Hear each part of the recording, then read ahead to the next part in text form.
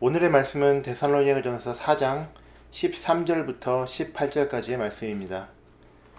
형제들아, 자는 자들에 관하여는 너희가 알지 못함을 우리가 원하지 아니하노니 이는 소망 없는 다른 이와 같이 슬퍼하지 않게 하려 함이라. 우리가 예수께서 죽으셨다가 다시 살아나심을 믿을진대 이와 같이 예수 안에서 자는 자들도 하나님이 그와 함께 데리고 오시리라. 우리가 주의 말씀으로 너희에게 이것을 말하노니 주께서 강림하실 때까지 우리 살아남아 있는 자도 자는 자보다 결코 앞서지 못하리라.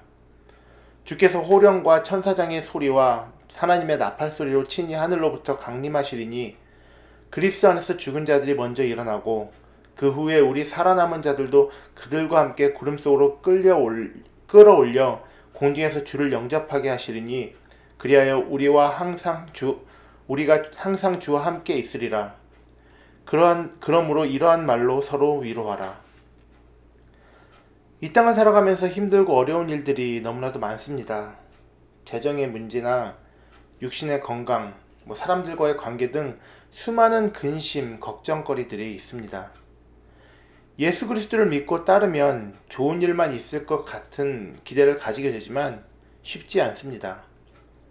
불완전한 세상, 아직은 공중의 권세 잡은 자가 판을 치며 우리의 마음을 흔들어 놓으려 애를 쓰고 있는 이 땅에서 우리는 쉽게 기쁨을 잃기도 하고 쉽게 또 넘어지기도 합니다.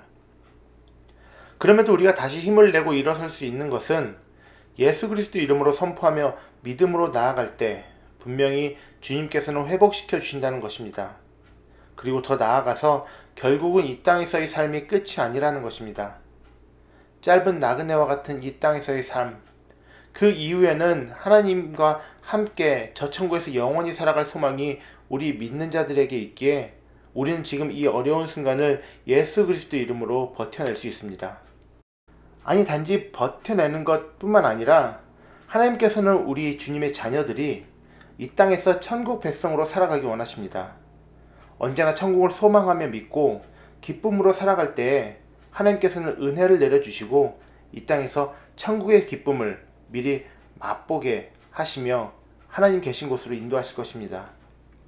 그래서 우리는 때로는 삶에 지쳤을 때 빨리 예수님 오셨으면 좋겠다라는 말을 하기도 합니다.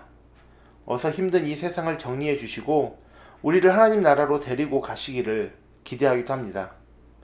모든 시대의 모든 크리스천들에게 동일한 마음이었을 것입니다. 이것은 특히나 초대교회 시대에는 더 했을 듯 싶습니다. 지난 시간 말씀드렸듯이 예수님께서는 승천하신 바로 그 직후였던 초대교회 시대에는 예수님께서 곧 다시 오실 것이라는 그 기대가 있었습니다. 데살로니가 교회도 마찬가지였습니다. 정말 곧 다시 오실 예수 그리스도를 기다리고 있었습니다. 특히나 예수 그리스도를 믿음으로 받는 박해가 많았던 시기였기에 그 기다림은 더욱 절박하고 간절했습니다. 하지만 데살로니가 교회 성도들에게는 예수 그리스도의 재림을 기다림에 한 가지 슬픔이 있었습니다. 예수 그리스도를 기다리다 죽은 자들은 그 죽음으로 끝나는 것이라는 잘못된 믿음 때문에 슬퍼하고 있었습니다. 예수님께서 오시면 살아있는 자들은 예수님을 맞이하겠지만 죽은 자들은 어찌하겠냐는 것이었습니다. 더욱이 열심으로 예수 그리스도를 섬기며 고난과 핍박을 이겨내다 죽음을 맞이한 사람들이 있었다면 아마 그 아쉬움은 더욱더 컸을 것입니다. 데살로니가 성도들이 부활 소망을 알고 잊지 못한 것이 바로 문제였습니다. 이러한 소식을 디모데에게 전해들은 바울은 그들에게 부활에 대한 가르침을 전하고 있습니다. 13절 말씀을 보면 형제들아, 자는 자들에 관하여는 너희가 알지 못함을 우리가 원하지 아니하노니 이는 소망 없는 다른 이들 같이 슬퍼하지 않게 하려 함이라 라고 말씀하십니다. 성경의 많은 부분들에서 죽은 자들을 이야기할 때 자는 자들이라 표현을 하곤 합니다. 예수님도 회당장 야이로의 딸이 죽었을 때 잔다고 하셨고 나사로가 죽은 지 사흘이나 되었을 때도 잔다고 이야기하셨습니다. 또한 사도행전을 보면 스데반 집사가 돌에 맞아 순교했을 때에도 잔다고 표현되고 있습니다. 이는 그리스도를 믿는 자들은 영원히 죽지 않기 때문입니다. 예수님께서는 나는 부활이요 생명이니 나를 믿는 자는 죽어도 살겠고 무릇 살아서 나를 믿는 자는 영원히 죽지 아니하리니 라고 말씀하셨습니다. 믿는 자에게 죽음은 끝이 아닌 다시 깨어날 잠과 같은 것이었습니다. 하지만 이 부활 소망에 대한 깨달음이 데살로니가 성도들에겐 없었기에 바울은 이 부활 소망을 그들에게 전하기 원했습니다. 그리고 그들이 소망 없는 다른 이들과 같이, 즉 믿지 않는 자들과 같이, 부활에 대한 소망이 없는 자들과 같이 슬퍼하지 않기를 원하고 있었습니다. 이에 13절에 이어서 부활에 대해 말하고 있습니다. 우리가 예수께서 죽으셨다가 다시 살아나심을 믿을진대 이와 같이 예수 안에서 자는 자들도 하나님이 그와 함께 데리고 오시리라. 예수 그리스도가 돌아오시는 그때에 예수 안에서 죽은 자들 또한 다시 살아 일어날 것입니다.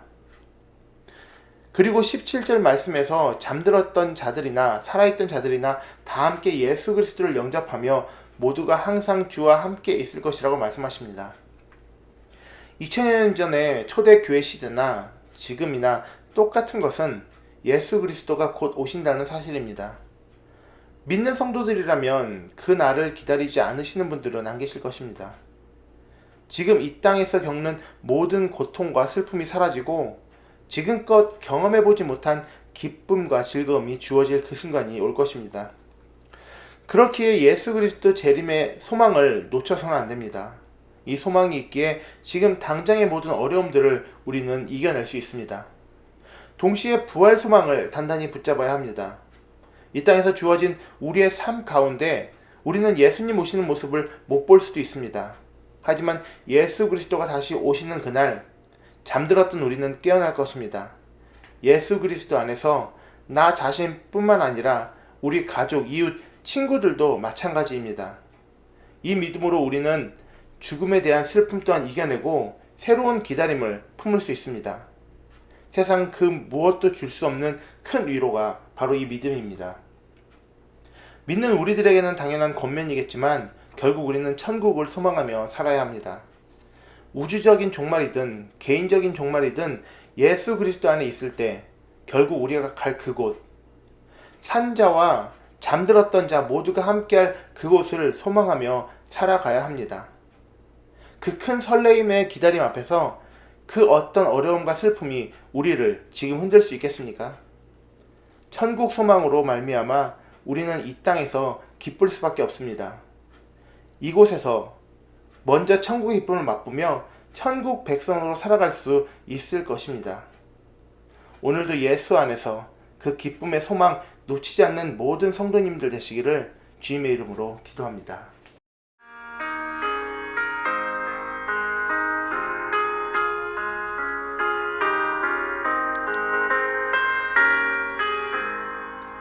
내 영혼이 은총 입어 주한 죄짐 얻고 보니 슬픔 많은 이 세상도 천국으로 화하도다. 할렐루야 찬양하세. 내 모든 죄 사함 받고 주 예수와 동행하니 그 어디나 하늘나라.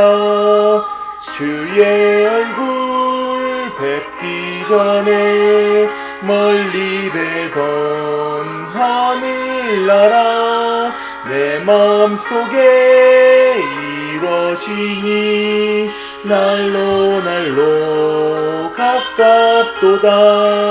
할렐루야 찬양하세. 내 모든 죄 사함 받고 주 예수와 동행하니 그 어디나 하늘나라. 주님, 우리는 주님 오실 날만 기다리고 있습니다. 그날에 내 모든 괴로움과 아픔, 슬픔과 고통을 가져가시고 지난 시간을 큰 기쁨으로 대갚아 주실 주님이심을 알기에 기대하며 기다립니다. 또한 그날 먼저 잠들었던 우리의 가족, 친구, 그리고 이웃들과 함께 할 수 있기에 또한 기다려집니다. 그 후에 영원히 천국에서 하나님과 함께 할 수 있기에 또한 기다려집니다. 이 기다림들이 있기에 오늘도 설레이는 마음으로 하루를 살아갑니다. 우리에게 올 그 시간만 생각하며 기쁠 수밖에 없습니다. 그 기쁨이 지금 이곳에서 천국을 맛보게 합니다. 오늘도 천국 백성으로 살아가고자 하는 주님의 자녀들을 귀히 여기시고 지키고 보호하여 주시옵소서. 감사드리며 예수님 이름으로 기도드립니다. 아멘.